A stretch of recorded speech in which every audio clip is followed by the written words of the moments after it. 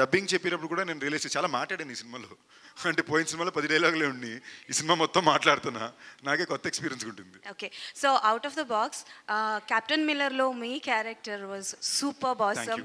థియేటర్లో చూసిన ప్రతిసారి ఐ వాజ్ లైక్ వావ్, మంచి క్యారెక్టర్ పడిందని. సో ఒక్క ఎక్స్పీరియన్స్ ఏదైనా ధనుష్ గారితో అండ్ శివరాజ్ కుమార్ గారితో.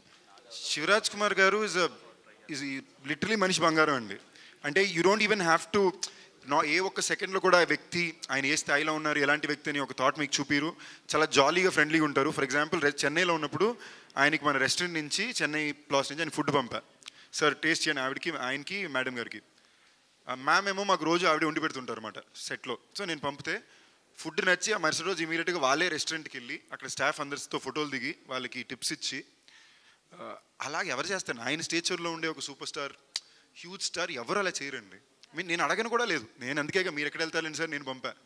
బట్ ఆయనగా వెళ్ళి ఇది చేసి ఆయన అక్కడి నుంచి వీడియోలు తీసి నాకు పంపి, is a gem and is a baby అండి. ఆయన బ్యూటిఫుల్ మ్యాన్. అండ్ ధనుష్ అన్నకి నాకు అదొక వెరీ ఇంట్రెస్టింగ్ రిలేషన్షిప్ అండి. సో అంటే I have a lot of love for him, but it's also very ఒక I also work with him as a director instantly. So it's a very beautiful relationship and is an actor.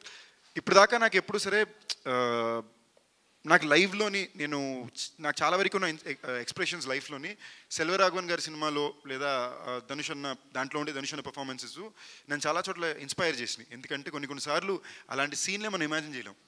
అలాంటి ఒక సీన్లో వీళ్ళు perform చేయించుంటారు. So it is very interesting understanding that actors psych.